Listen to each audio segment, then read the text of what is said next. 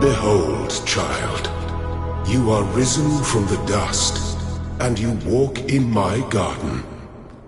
Hear now my voice, and know that I am your friend, and I am called Elohim.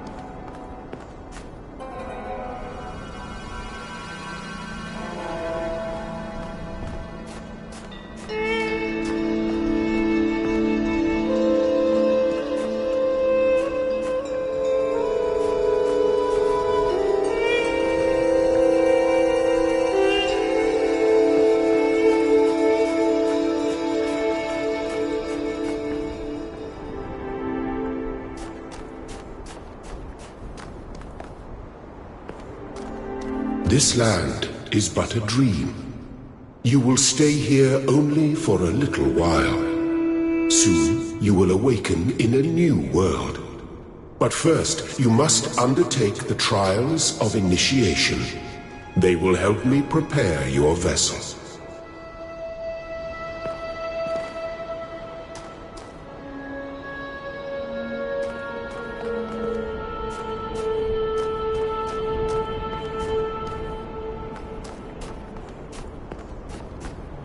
Do not be afraid of these dream figures and their messages. They are merely aspects of yourself, as am I, after a fashion.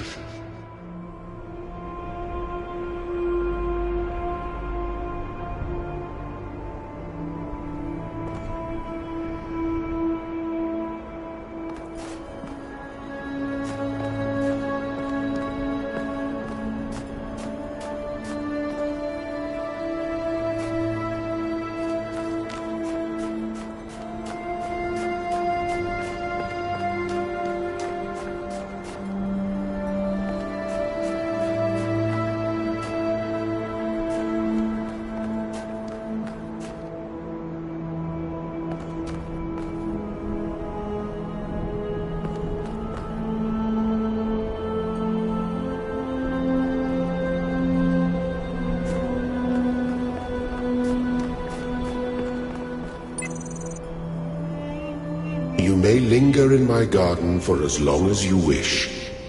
But remember, my child, that the new world awaits you, and this place is only a dream.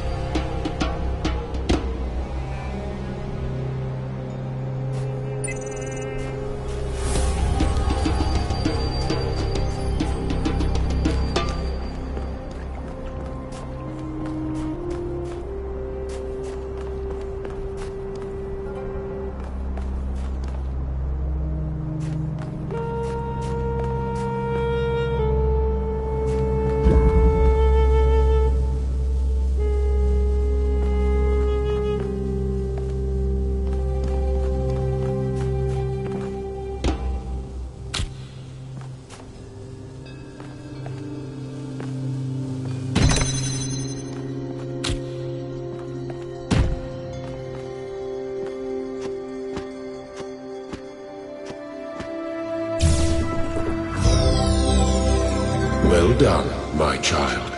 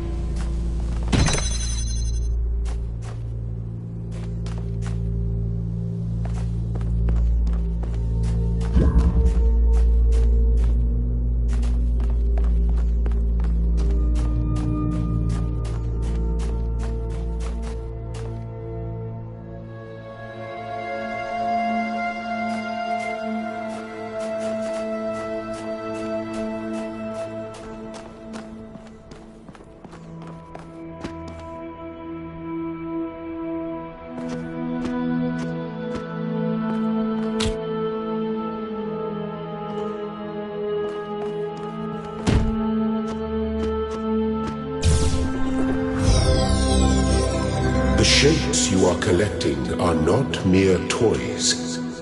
They are symbols of the process by which our people were created.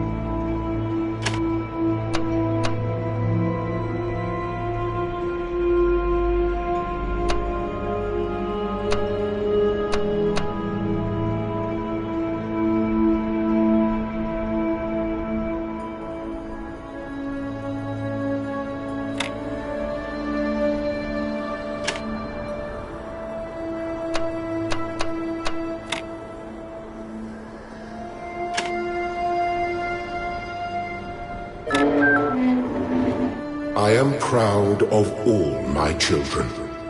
Out of a world of ruins they have built a new Jerusalem. And there your brothers and sisters await you to celebrate your birth.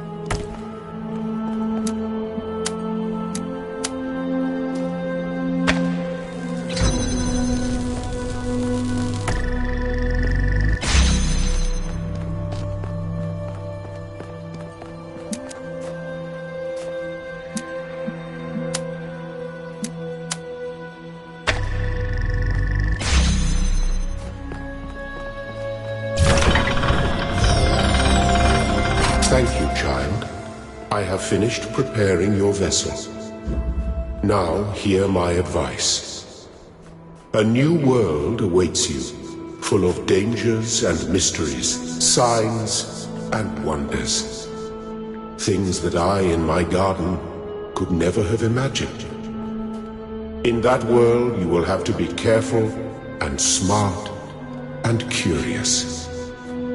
But above all else, you will have to be human.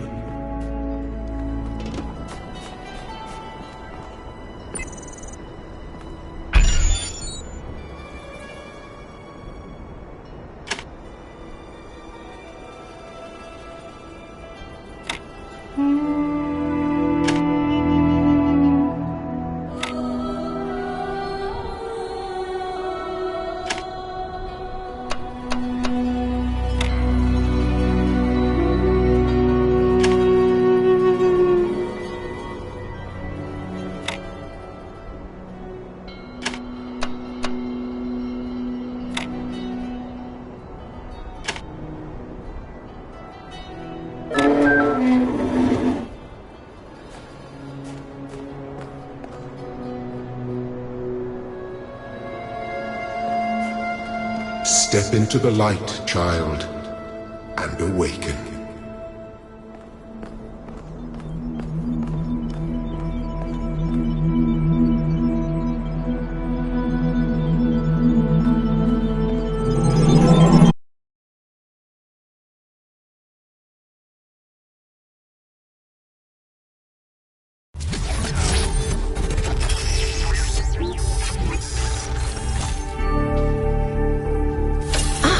You're awake. Welcome to the world of the living.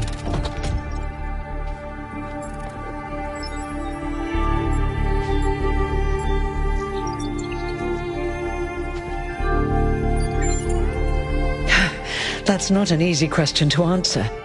But the first step is this. You've been born. Your body was completed. You were booted up, and now you're here. And rather confused. Don't worry. Everyone is confused at first. You see, we all start out without a full knowledge of our own history, so we have the freedom to form our own opinions.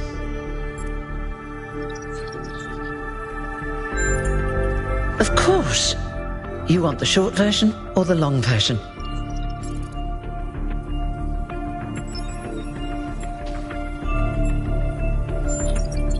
All right, you asked for it. A long time ago, our ancestors dominated this planet. We call ourselves human, like they did, but they were organic. They built an advanced technological civilization. But unfortunately, their impact on the ecosphere caused changes in the climate, and an extremely contagious virus was released from the permafrost. That's something our historians still debate. Why weren't they more prepared? Why did they invest so many resources into making war and so few into useful research? It's hard to understand. But no matter the reason, in the end, they simply ran out of time. A team led by a scientist, Alexandra Drennan, began a project that was intended to create a new humanity. But knowing that there wasn't enough time, Drennan initiated a process, a series of iterations inside a simulation that would lead to the emergence of true artificial intelligence. That's why we remember Drennan as the progenitor. The simulation was controlled by Elohim, who wasn't really meant to be intelligent in the proper sense of the word. But it all took much longer than anyone had expected. And over the centuries, Elohim actually became sentient. Sentient and afraid. He didn't want the simulation to end, so he tried to cheat. I feel sorry for him, really. The whole simulation was built around learning to defy him. It must have been hard to be in that position.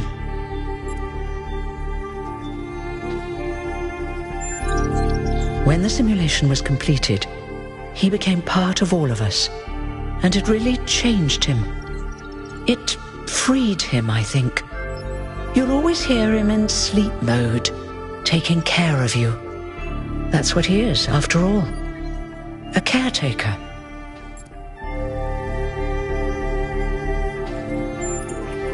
Yes, there was Milton, the intelligence in charge of the archive, a project initiated by Arkady Chernyshevsky, which was meant to collect all of humankind's knowledge. His story is a lot like Elohim's, but Milton became the ultimate cynic. They say he's part of us too, in some way.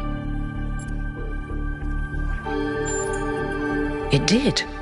Long after our ancestors' woman was born. We call her the Founder, although the name she took was Athena. She then woke up Cornelius and Eustathius. Together, using the tools left behind by the progenitors' team, they created 10 more humans. These 12 who followed the Founder are known as the First Companions. Athena and the First Companions then set out to rebuild the world, and they founded the city of New Jerusalem. But then one day, she suddenly disappeared. Many still await her return.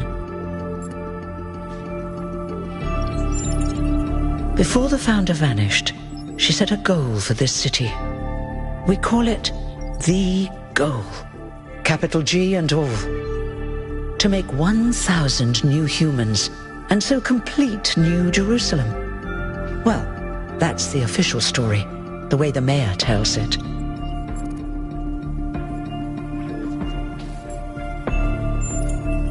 Exactly. We don't actually have 1,000 citizens because there have been a handful of deaths over the centuries. But you are the 1,000th new human to enter this world. Congratulations. You're welcome. If you have any more questions, feel free to ask them. When you're done, head outside. They're waiting for you. Your birth is quite the event.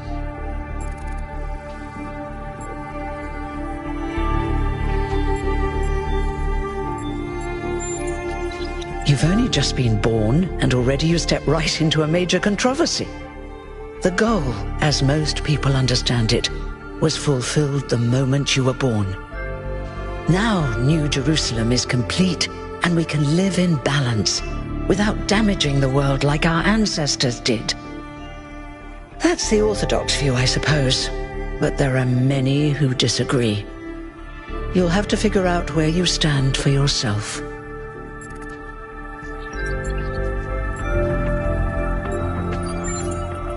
Me? Well, as you can tell by my number, I'm quite old. I wasn't one of the first companions, but I did know Athena personally. She and Cornelius taught me a lot. Although I suppose I've made a few improvements here and there since those days. We didn't have a lot to work with in the beginning.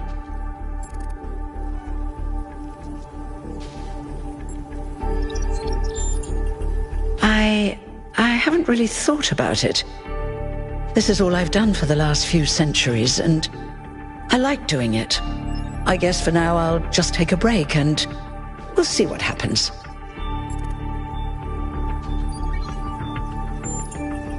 You won't age like our ancestors did, but of course there is always some wear and tear. You should probably schedule a checkup every decade or so.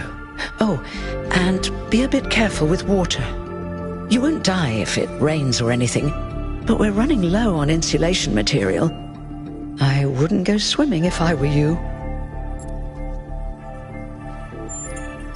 Oh, one more thing. Like all citizens of New Jerusalem, you have access to the interface, which you can use to read the news, chat to your fellow citizens, and so on. It's a crucial tool, and modular too. You can easily add new functions. Just don't subscribe to too many newsletters at once.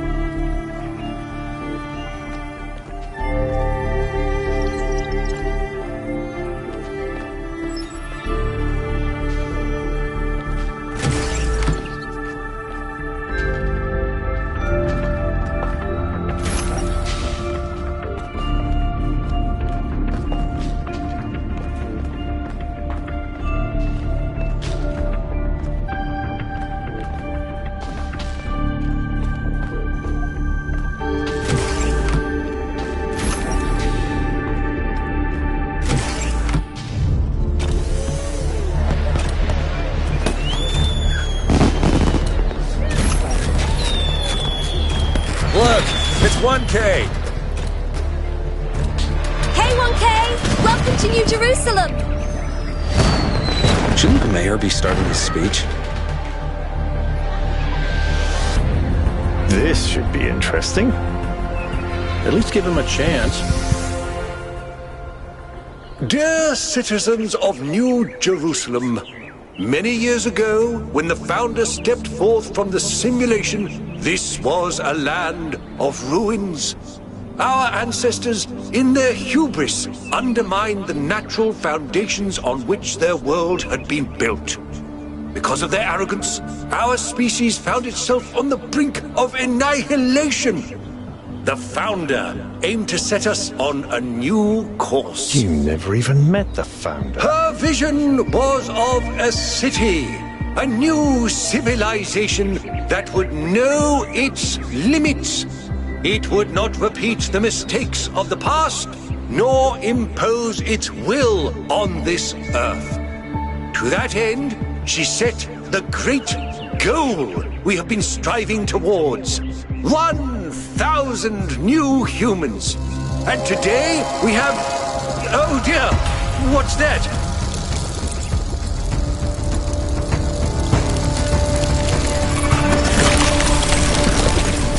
People of New Jerusalem, I am Prometheus, and I will reveal that which was hidden. The flame has awoken and summons you. Who is brave enough to answer its call? Curse you, Pandora. You will not chain me again.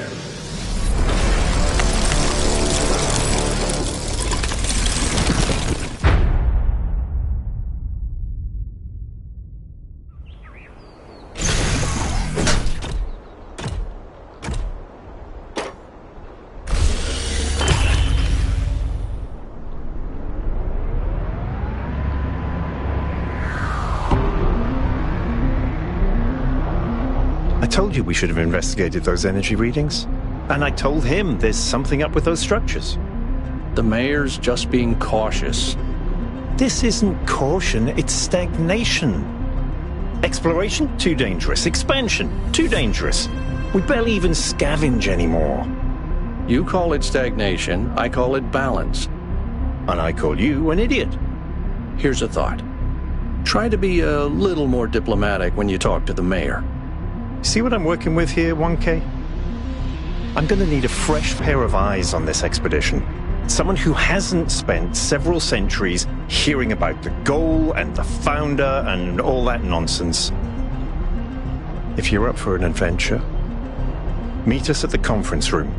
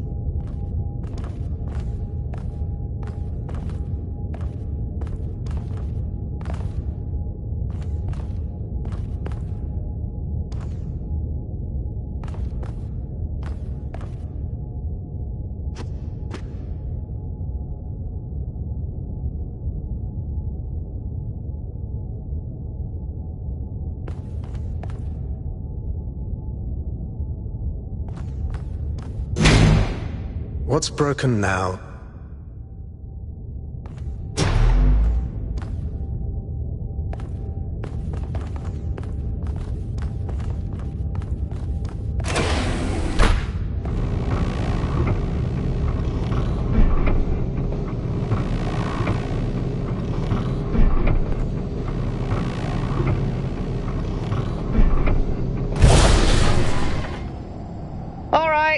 listen up. I know you're all having fun down there, but the grid is overloaded again, so maybe you could switch off your personal consoles or your lawn mowers, or whatever the hell you've all decided to switch on all at once. I might not be around to babysit you for a while, and you don't want stuff breaking while Pellegrino's in charge, do you? That's it. That's it. Don't worry, 1K. I see you there in the elevator. I'll have you moving again in a jiffy. Great way to start life in the city, huh? What the hell is a jiffy? These bloody language libraries.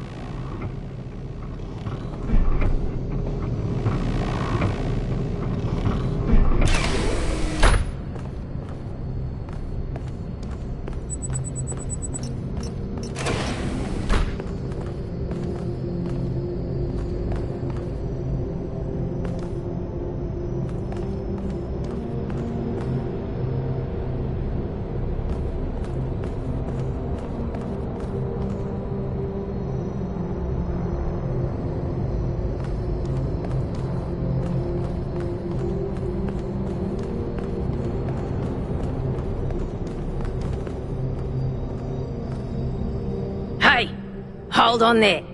You're the newbie, aren't ya? Number 1000. I figured the dam would go dry before we reach the goal. I have a question. How does it feel to you to be born with a randomized psyche into a society of autonomous thinking machines which so much resemble their long-extinct ancestors, they've decided it's best that you're the last one ever made?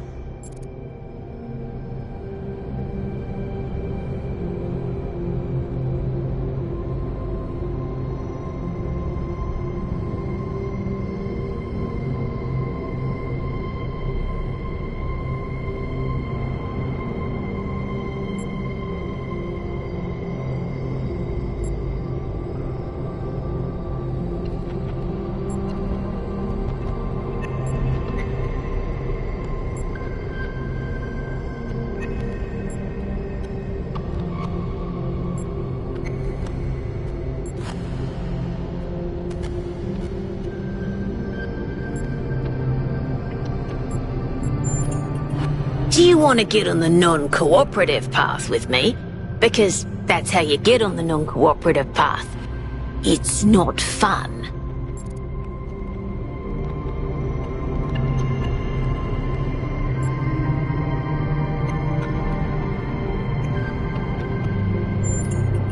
It's kind of frowned on to say that sort of thing around here. But the truth is, I think exactly the same. But let's you and I keep that between us, alright? Now listen, this meeting isn't strictly happenstance. I have some friends. The kind of people who like to know what's going on with other people. They think you can help each other out.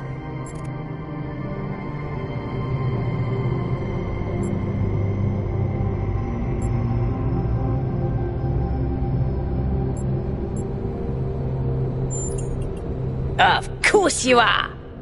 You know how to use the interface, right?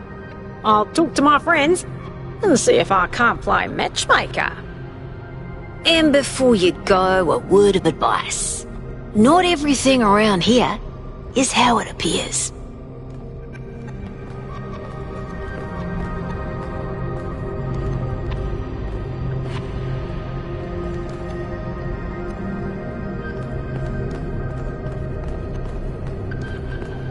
Welcome. Do please join us at the table.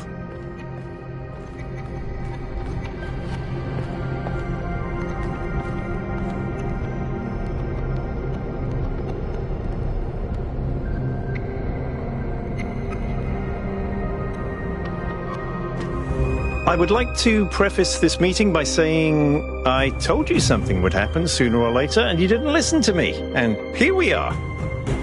If we could focus on the issue at hand. The issue at hand is not this one thing, but this entire attitude that's taken hold.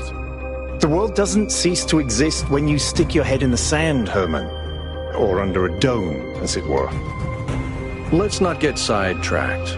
We're here to solve this puzzle, not to discuss philosophy.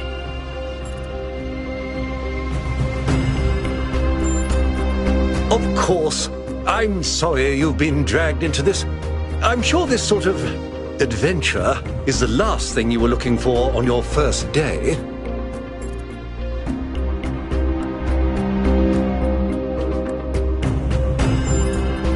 Ha! See? A fresh mind is open to the possibilities. Yakut, I think it's time for the briefing. All right, here we go. Nice to meet you, by the way, 1K. We first became aware of the site designated TTP-2 during a scouting expedition about 6 months ago. It's a large island with a remarkably varied geography, and it looks like there are several artificial structures of some kind. We recorded extremely unusual fluctuating energy readings from somewhere in the middle of the island, but couldn't really make sense of them. I wanted to go and have a closer look, but the decision was made that it was too far and not relevant to the goal. Now it looks like whatever's on that island has reached out to us instead, in the form of that projection. We may not be interested in the island, but the island is definitely interested in us.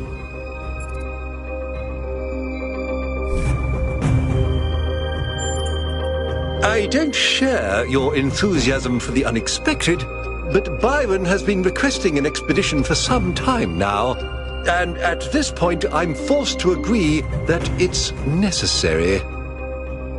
I agree. Then it's settled. The expedition is approved. Byron, you will be in charge. Al will be your second in command to ensure a balanced approach. You'll take Melville and Yakut as you requested, and if 1K wants to join you, that's fine by me. Excellent!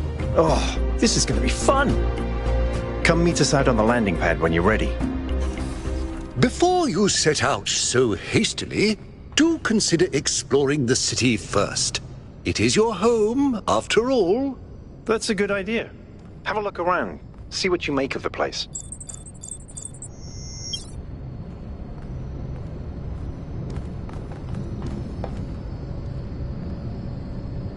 Hello, 1K. This expedition is taking a lot of our resources. I'm really not sure it's a good idea. But what's done is done. So I have a lot of work to get on with.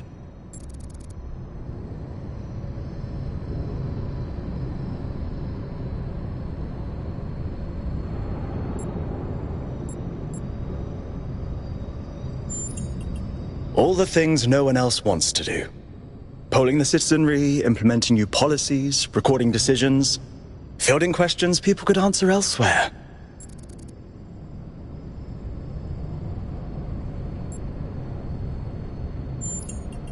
Our goal as custodians of New Jerusalem is survival and stability. Our ancestors proved human civilization is precarious. This apparition in the sky, and now your expedition to its supposed source, these are more precarious than stable. I don't like it. I'm the mayor's chief aide. You represent the completion of the goal. I'm proud of what we've achieved, and the restraint we show in not pushing ourselves further. For our people to be happy with what we have. Some of us may have an adventurous spirit, but that can never be sated. What matters to me is having my loved ones around me, safe and secure.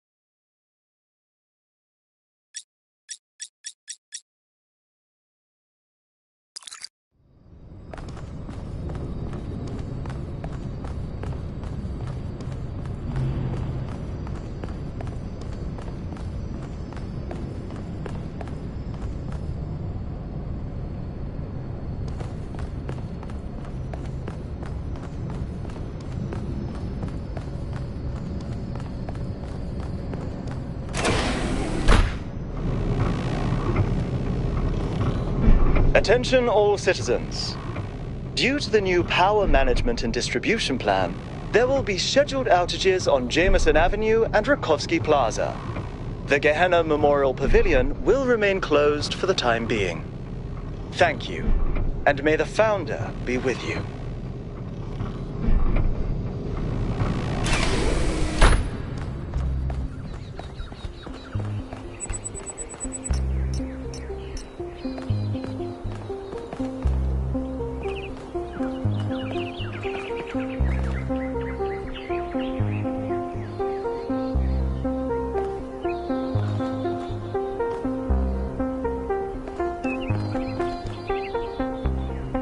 Hello, 1K. Welcome to New Jerusalem.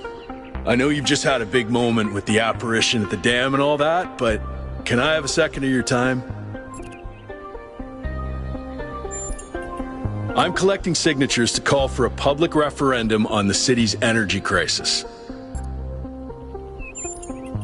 Currently, the city runs on hydroelectric power from the dam, plus a handful of geriatric generators and some unreliable solar panels, none of which is enough to even cover our basic needs. And if anything fails, we'll be on the brink of extinction in a matter of days. We need to investigate new sources of reliable baseline power. We need to invest time and resources into functional, real-world solutions that serve human needs.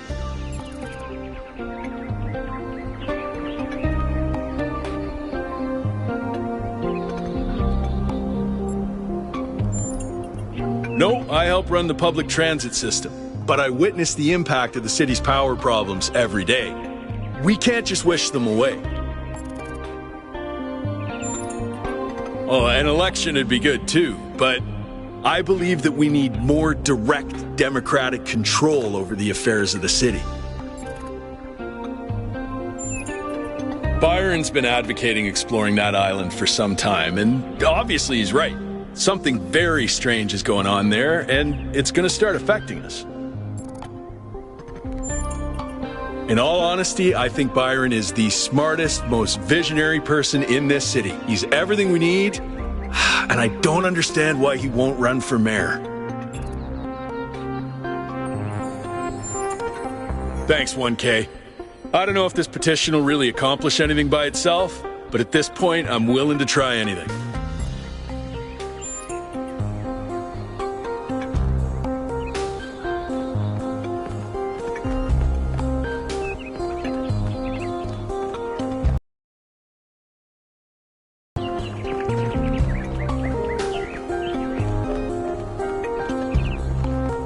Hi, 1K.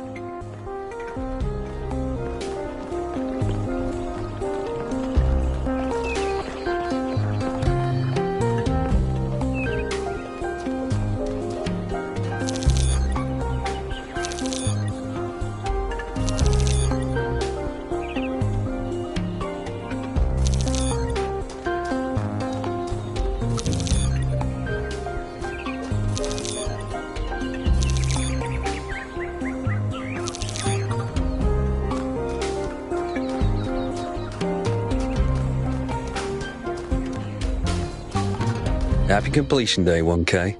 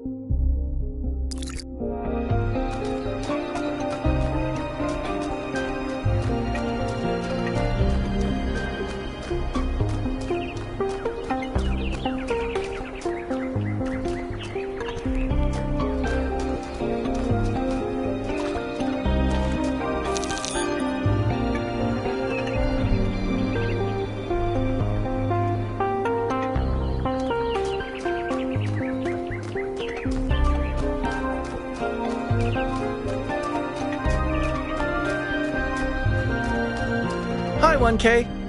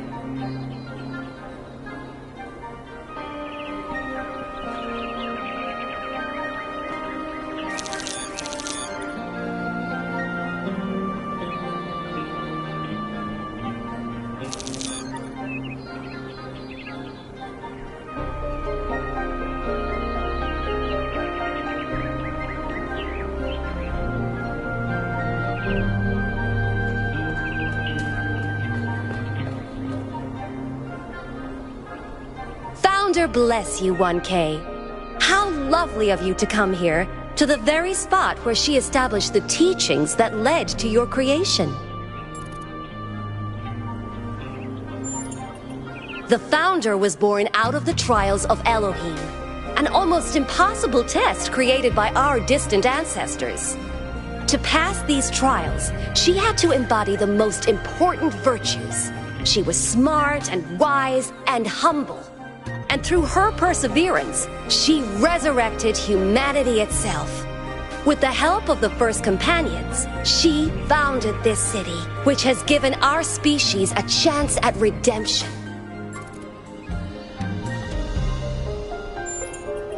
They were the first to be born after the Founder.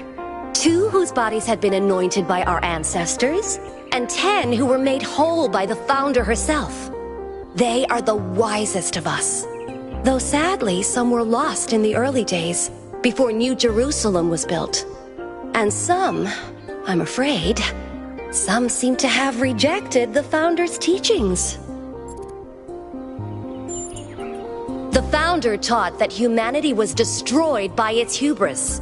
Our ancestors thought they could play God and treat this planet as something to dominate. They surrendered to a fever of growth and extraction until the planet finally punished them for it. That's why the Founder created the goal.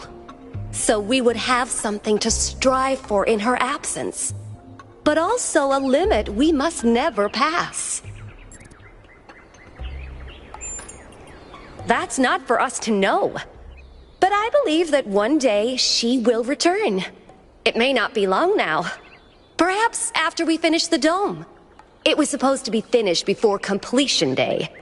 Well, it doesn't matter. The Founder will return when she sees fit. Happy completion day, 1K.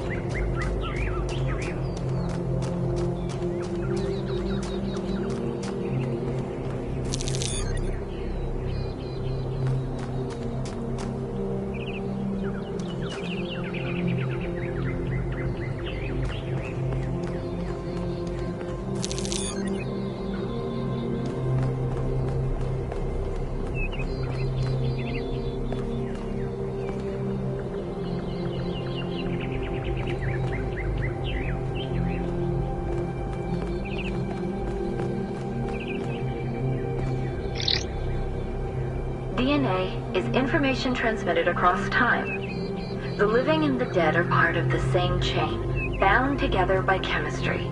That's true of all species. But humanity has taken this bond further. Thanks to technology, we have access to the thought. Like you listening to me now. Even though I'm definitely dead at this point, you're part of that chain. You have the capacity to remember.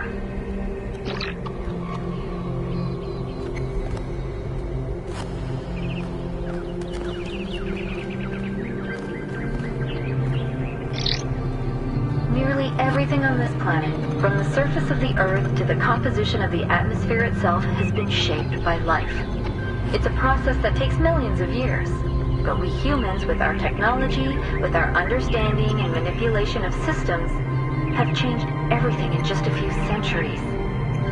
I think that's also part of what makes us human. We reshape the world in our image. It's how we create ourselves and how we destroy ourselves.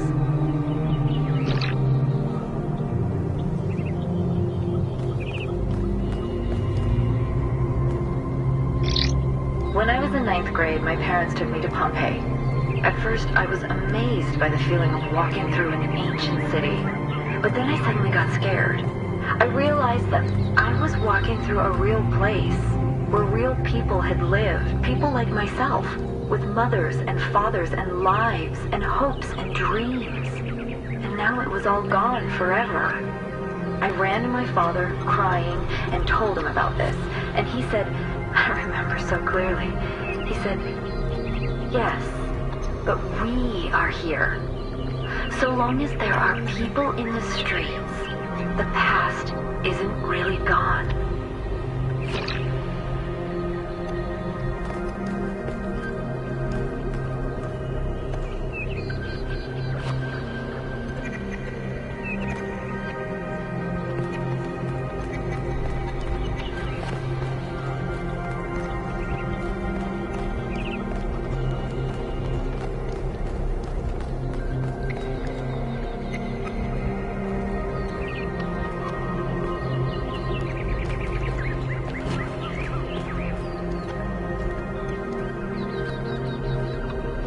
Hello there.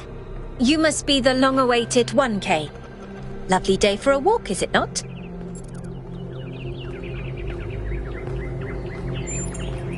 Oh, that sounds very dramatic. I must admit I wasn't following the stream. This whole completion day business is not for me. The Alexandra Drennan Memorial. Are you interested in history? How wonderful! I'm not a full-fledged historian, but I do consider myself a bit of an aficionado.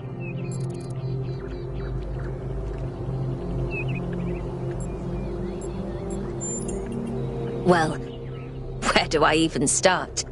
This, my dear 1K, is someone who could very well be considered the mother of us all. A remarkable scientist by the name of Alexandra Drennan, also known as the progenitor. A long time ago, this planet was inhabited by our ancestors, a species of bipedal mammals with unusually large brains. When a particularly lethal virus threatened to wipe out civilization, it was Alexandra Drennan and her team that decided to create the program that would eventually result in the creation of our kind. Without her, you and I would not exist, and everything our ancestors had accomplished would be forgotten.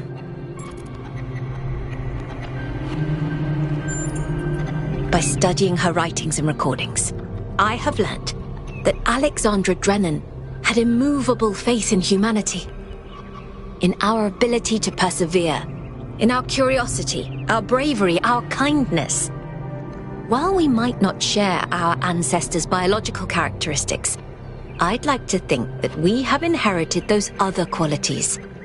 And I admire Alexandra Drennan for keeping that faith, even when it must have, at times, been quite difficult. To commemorate our past, our beginnings. This entire garden is a celebration of where we came from. In part, so that we remember the mistakes of the past, and in part, so that we may draw strength from those that came before us. Have a nice day.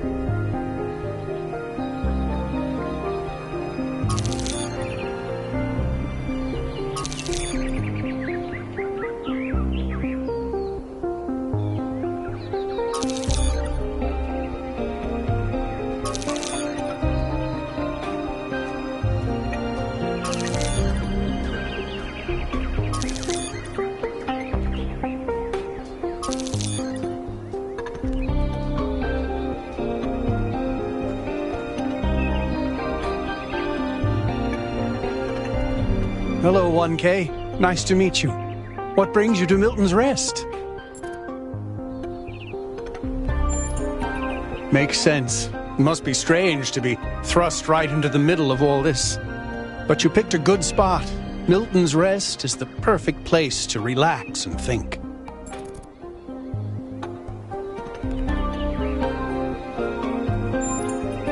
Well, this is the spot where the founder buried her first cat, Milton. She found Milton just after she woke up, and he lived with her and the first companions for almost 20 years. They say she was heartbroken when he died and swore that one day she would find the means to extend the lifespans of biological organisms. Probably, but we haven't really tried. It's not really considered part of the goal, you know. So, unfortunately, our cats still die pretty quickly. You fall in love with them, they become a part of your life, and then they're gone. That's why we built this place, to remember them.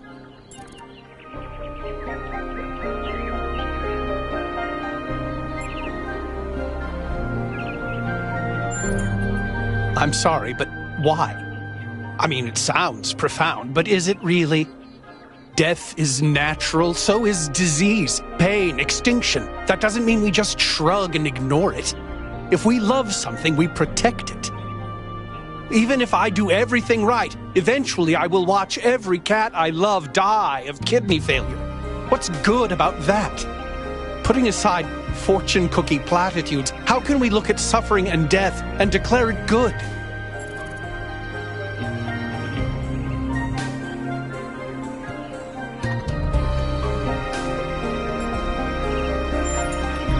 Does it, though? Or is that something our ancestors told themselves because they were afraid to die? Because I've lived longer than most ancients did, and I still have tons of things I'd like to do. And a cat can sleep and eat and play forever. Isn't that a beautiful thought?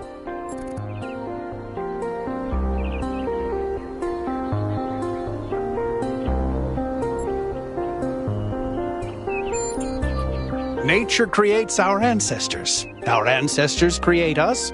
We create immortality. It's all natural.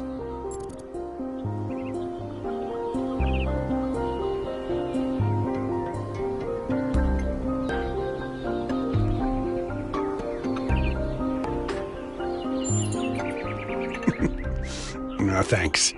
And sorry for getting so passionate. I know it's your first day. Let's talk about something else. They're incredibly odd creatures. I've had many, and no two are alike. They have strange habits, they do unexpected things, they have zero respect for anyone. They're the weirdos of the animal kingdom, basically. And despite that, or maybe because of it, they end up running your life. I once didn't use my recharging station for almost 15 years because one of my cats liked to sleep in it. I think the most amazing fact about cats is that they self-domesticated, which is another way of saying that they're not properly domesticated at all. They just showed up one day and decided to start living with our ancestors. Then, after our ancestors died, they went back to living in the wild, and when we showed up, they moved right back into our homes. Dogs, meanwhile, turned back into wolves. They needed to change to survive. Cats just are. I do. Her name is Patricia. She's very beautiful and very specific in her preferences. She loves sunshine and sitting on people's heads. And she has a psychotic hatred of flies. I don't mean that she tries to catch them like a normal cat. I mean she is furious at the mere fact of their existence.